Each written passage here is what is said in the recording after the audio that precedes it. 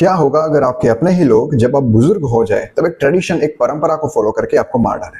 कुछ ऐसा ही ट्रेडिशन, कुछ ऐसी ही परंपरा तमिलनाडु के कुछ डिस्ट्रिक्ट जैसे कि विरुधुनगर, मदुराई और थेनी के रिमोट विलेजेस में परफॉर्म किया जाता है, वहां पर फॉलो किया जाता है, जिसे नाम दिया जाता है थलाई कुठल।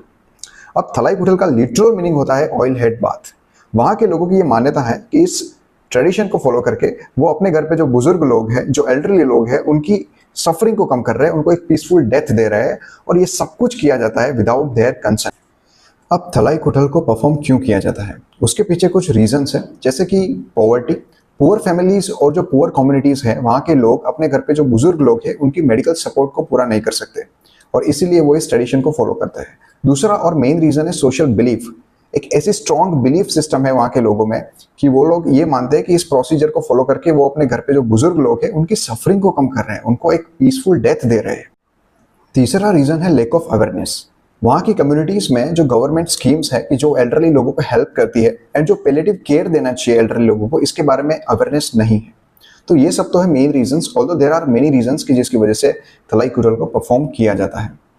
अब बात करते हैं कि थलाई कुठल को कैसे परफॉर्म किया जाता है। देयर आर सर्टेन मेथड्स, जैसे कि अर्ली मॉर्निंग जो घर के बुजुर्ग लोग हैं उनको ऑयल बाथ देना with cold water which eventually lead to hypothermia and heart failure.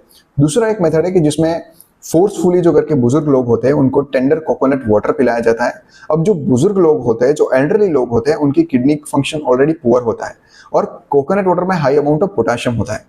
अगर ज़्यादा मात्रा में टेंडर कोकोनट वाटर पिलाया जाए ऑन अ रेगुलर बेसिस तो वो इलेक्ट्रोलाइट इम्बैलेंस कर सकते हैं and that eventually lead to kidney failure and cardiac arrest. तीसरा एक मेथड है कि जिसमें घर के बुजुर्ग लोगों को फोर्सफुली काउज मिल्क पिलाया जाता है while plugging their nose which lead to aspiration and breathing difficulties.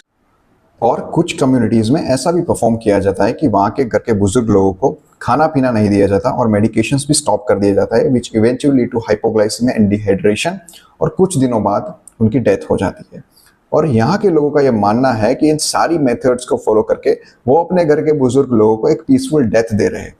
But we all know from the medical context that this all method lead to kidney failure और heart failure, and eventually due to multi organ failure patient की death हो जाती है, which is not a truly peaceful death.